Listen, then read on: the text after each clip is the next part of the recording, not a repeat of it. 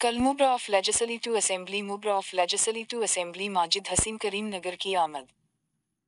एक गाइडज में सबको सलामर मिलात मजमून के तालिब इल्म को मुफ्त तकसीम करते हैं। MIM पार्टी करीम नगर के सदर सैयद गुलाम अहमद हसीन ने पैर को एक बयान में कहा है कि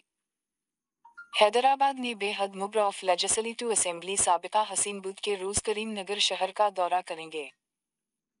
शहर में शाहसाहब मोहल्ला अमर नगर में MIM ऑफिस दारुस्सलाम में MIM के chief barrister Asaduddin Owaisi council of states सी के तालिब इल्मों और तलबा की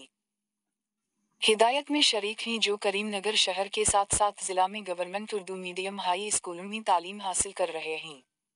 ज़िला के उर्दू मीडियम स्कूलों में तलबा सलीर मलक तालीमी खैराती गुलाम अहमद हसीन ने ज़िला और ज़िला के MIM रहनुमाओं पर जोर दिया है कि वो उन तमाम रहनुमाओं और मॉडल सवालिया मकालों की एक बड़ी तादाद में शिरकत करें